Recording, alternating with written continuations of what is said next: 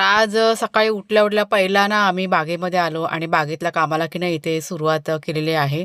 पाऊस थांबला होता त्याच्यामुळे विचार केला की पटकन आता इथे माती घालून घेऊया. आपली जी वांग्याची, मिरचीची रोपं आहेत ना, सगळी तिकडची माती की नाही वाहून गेले. कारण ते पत्र्याचं बघा पाणी आहे ना, ते सगळं तिथे खाली पडतंय. पन्हाळ आपल्याला लावायचं आहे, पण ते लावून घ्यायला अजून 2-4 दिवस जातील. कारण सुतार आहेत ना, ते येणार आहेत करायला. पण ते कधी येतात ते काय आम्हाला माहीत नाही. पण तोपर्यंत आपल्याला ही झाडं की नाही व्यवस्थित म्हणजे लक्ष ठेवायचं आहे.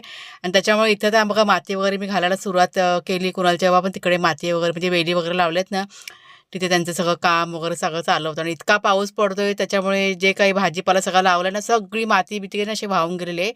तर इथे काम करायला सुरुवात केली आणि तितक्यात पुन्हा पाऊस सुरू झाला. त्याच्यामुळे मी थांबले मग. आतमध्ये पडवीमध्ये आले आणि चुलीवरचं भांडं आहे ना, पाणी गरम करायचं ते आता घासायला की नाही सुरुवात केली. कारण आता गरम पाणी लागणार अंघोळीसाठी कारण थंड आता वातावरण झालेलं आहे.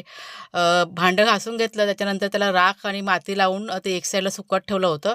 त्याच्यानंतर मी पुन्हा बागेमध्ये आले आणि पुन्हा जे अर्धवट राहिलेलं काम आहे ना, ते करायला की नाही सुरुवात केली. सगळं माती-माती झालं होतं. चूल पेटवली एकीकडे पण मला काही जमत नव्हते त्याच्यामुळे तसंच ठेवलं मी आणि मी आले मग कपडे सुकवायला. म्हणजे एकीकडे कपड्याची मशीनसुद्धा चालू होती. 2 दिवसाचे कपडे इथे हे सुकलेले आहेत ना, ते काढले मी आणि दुसरे कपडे आता मला सुकवायचे होते.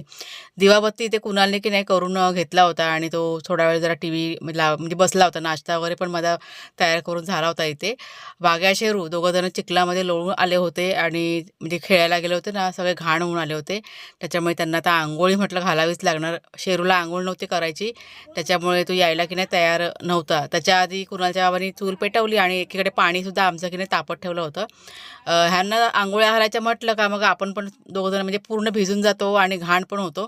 त्याच्यामुळे ह्यांची अंघोळ झाली आणि त्याच्यानंतर मग आमचं की नाही आम्ही आवरून घेतलेलं आहे. तर चला मग ताईनो आजचा मिनी व्लॉग फक्त इतकाच. पुढच्या व्लॉगमध्ये भेटूया. बाय बाय सगळं.